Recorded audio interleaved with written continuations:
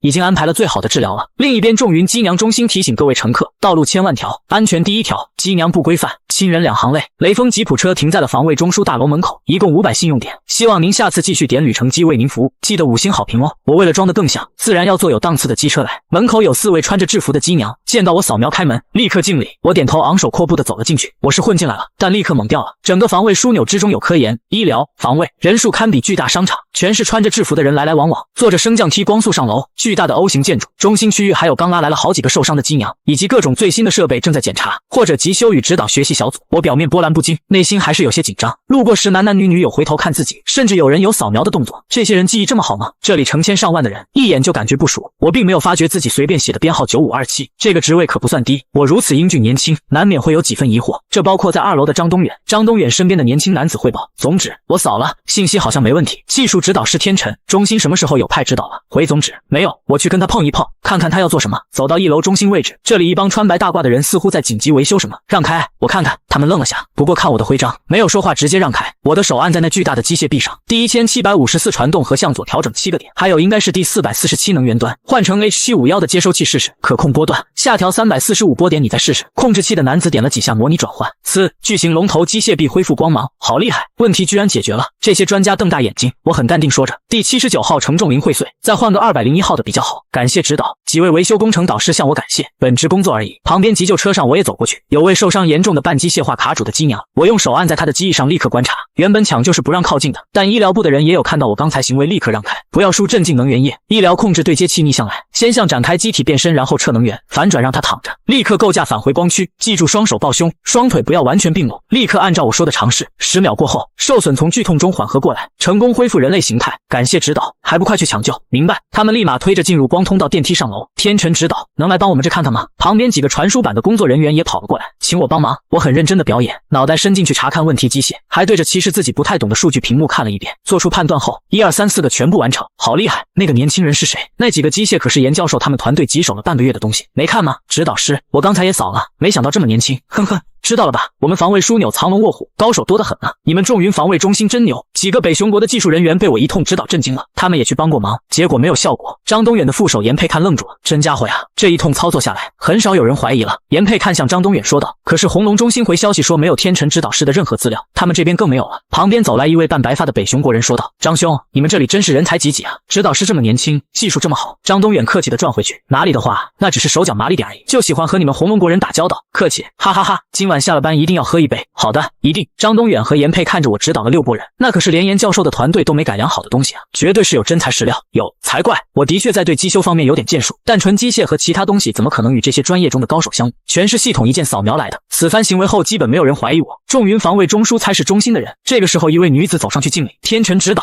你好，请跟我来，我给你带路。”这个女子看着有点眼熟，两人快步前往通道，乘坐升降梯到达7楼。那女子长舒口气，压低声音：“天辰，你是真敢啊！你刚才是怎么做到的？特别是严教授那边。严教授，你是无情，你校长是我舅舅，我带你去重症区，原来是无校安排的，从这里进去左拐就到了。沈凌在17号重症室，我的权限不能进去，你稍微注意点，感谢。”我进去后，无情在门口伸长脖子，眼神中带着八卦。为了来看沈凌，特地假扮指导，真的好帅啊！我进入重症室，来到沈凌老师的房间，打开舱门进去，沈凌躺在医疗舱上，正在熟睡，各种治疗仪器上心脉跳动都是绿色，这是度过了危险期。他的脸色和嘴唇发白，现在更有一种冰山美人的视感。这些护士机娘也真是的，不知道找大1号的衣服啊！胸口那2颗扣子承受了他们不该承受的压力，仿佛随时要崩坏的感觉。我的手刚要放上去，不许动，舱门打开，妻子脉冲手枪瞄准我，这个人正是严佩。后面还走进来一位中年男子，这个我就认识了，新闻经常看到。现众云防卫中枢总指张东远，张总指。至于严佩的枪，我根本不放在眼里，开枪的瞬间，以我现在的反应能完全躲开，很明显自己身份暴露了，自己没恶意，见机行事。你还很冷静，冒充中心指导师潜入重症室，你可知道是什么后果吗？张东远伸出手示意严佩将枪放下，很难想象你只是个还未毕业的学生，看来吴晴小姐已经倒下了。我老实交代，我是听说沈凌老师情况很差，想来看看，仅此而已，就你只会打扰他休息而已。这里是红龙最尖端的科技中心，有最专业的团队，你一个还没毕业的学生能做什么？张总指您说的没错，然后呢？数据就在荧幕上，沈凌现在受损程度维持在82损伤，再也没有办法治疗了。严佩指着我说道：“小子，你知道你现在在说什么吗？你是来捣乱而已，我要真是捣乱，这个时候就会抓着一个大人物威胁了，放肆！”说完，严佩快速靠近我，一个擒拿，他还没反应过来，脸就与地面亲密接触，被我按在地上。严佩的武力值可是很高的，全身肌肉的他轻松被我单手按着，跟小鸡一样动弹不得。严佩副指导，抱歉，身体条件反射。严佩惊了，这小子什么力量和速度？张东远很清楚，严佩练家子出生，现在重视机械时代，驾驭者的身体素质普遍较差。严佩已经是体魄与格斗方面年轻一代的翘楚了，居然仅一招，其实是我的反应太快，速度和力量压制，没有什么花里胡哨。住手你们2个，这里是重症室。两人让开，严佩活动手臂，有点意思，你小子有办法。张东远是看了我在大厅的行为，有那么点期待，专家没办法，我自然也想试试。我按在沈凌老师的手上，机体机械形态受损82%，核心引擎破碎，次引擎破碎，玉体白鳞无法修复。我将系统给个详细数据念了一遍，包括最后那句目前机娘预估寿命33岁，你有办法？基本很难，那还不是来捣乱？严佩看着我没有刚才那么敌意，而且这小子绝对是人才，不仅仅是技术层面，刚才那反应和速度。张总指，人生有很多选择，男人的妻子患了绝症，在病床上1年后会死去，而妻子选择跟丈夫去游山玩水2个月，然后提前发作死去。您认为他的选择对吗？哼，你跟我讲道理，这不是因为您是一位讲道理的人吗？让他自己选择如何？刚才的动静其实沈凌老师醒了。天辰，你这个家伙去哪偷的衣服？沈凌醒来看到我与张东远在对话，很惊讶，无校难弄的，张口就来一位背锅侠。沈凌感觉好些了吗？严佩是他同学一届。严佩，你脸怎么了？青一块的，刚才砸地上砸的，这个吗？我感觉好多了，我的学生都来接我了。沈凌起身，沈凌，你的情况你清楚吗？张东远看着他，很清楚，睡了几天了，差不多要回去上课了。他看着张东远，罢了，你既然如此，我们这边不会管了。沈凌咬着牙关敬礼，抬手速度太快，疼得厉害。张东远打开舱门，又回头看了眼我，你叫什么？天辰，张总指。严佩给他登记一下，防卫中枢外边副指导师。明白。说完，张东远背着手离去。现在就算北熊国的人查，也的确有此人了，立刻出现在防卫中枢的官网上。沈凌愣住了，你干了什么？没有，走了。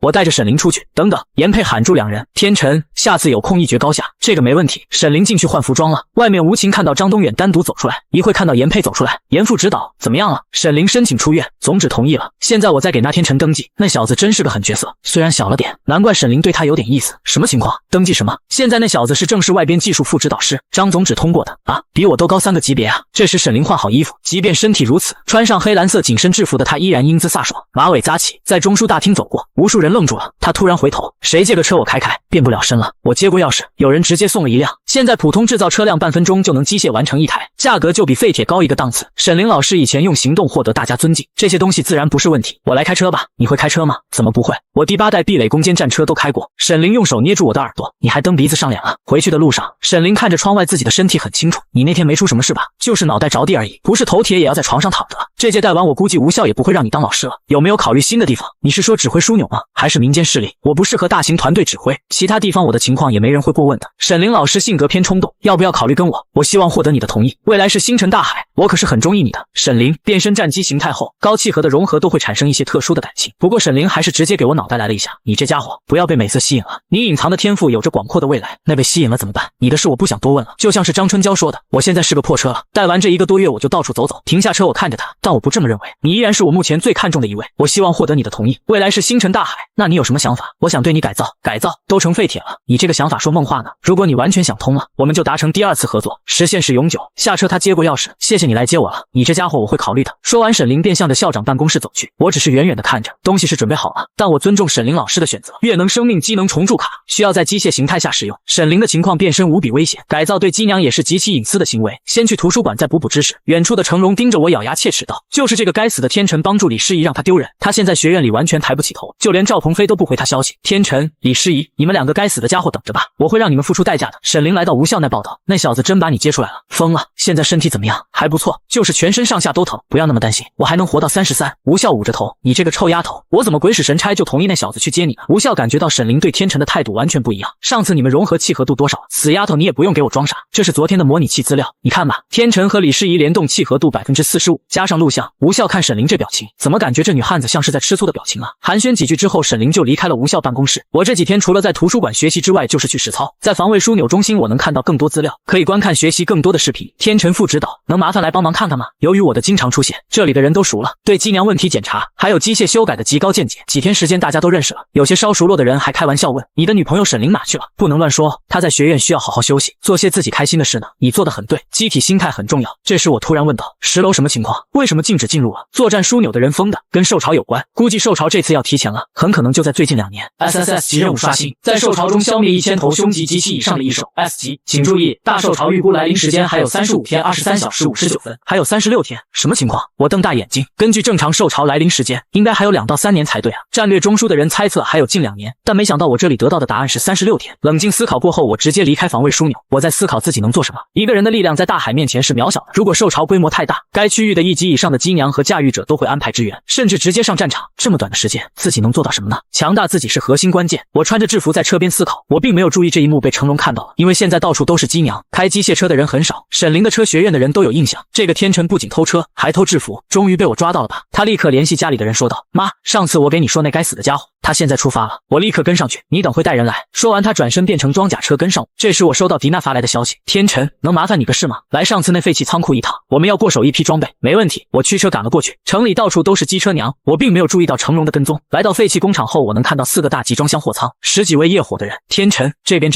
小美对着我招了招手。不爱说话的信号机，4位负责运输的装甲机，6位强壮的男子，还有光头大叔杰哥。没想到负责学院观察的梁塔也在。看到我后，交接的商人伸长了脖子说道，迪娜，你们所谓的专家不会是这个年轻小伙吧？是啊，迪娜，你什么时候也学会开玩笑了？2位商人明显是不相信的。放心，我们请的人说合格，这批货就合格，别人的质疑我自然不会放在心上。远处的成龙用放大观测器盯着这边，还截图了下来。妈，快来，你看到图了吧？肯定是不法交易，快带上人来。不愧是我女儿，大功一件了，我马上带人过来。天辰，你就等着被抓走吧。下午他就传遍全学院，他气啊，好不容易抱上赵家大腿，才几天赵鹏飞就不理会他了，先处理掉天辰，再羞辱李诗怡，让赵鹏飞满意，说不定他俩的关系就慢慢回来了。这时货仓打开，第5代和第6代的一些涂装甲板、CD 级的改造核心，还有涡轮喷射器等装备，业火自己的装备。是的，我这边的人更新的装备，自己人的货你看一眼我放心。别看迪娜20出头，但管理着上千人，大家都很喜欢听他的安排。这时我跳到货仓上检查，这枚5代的玫红导弹和这块 BS 涂层，还有这个魔镜 RCT 装甲，这2把脉冲枪都有问题，换掉。听完墨镜男连连忙解释啊，有问题？不可能，我们的货都是好东西。我丢了一把脉冲枪给他，你自己开一枪试试。墨镜男冷哼一声，对着废弃仓库准备开枪，但是开不了。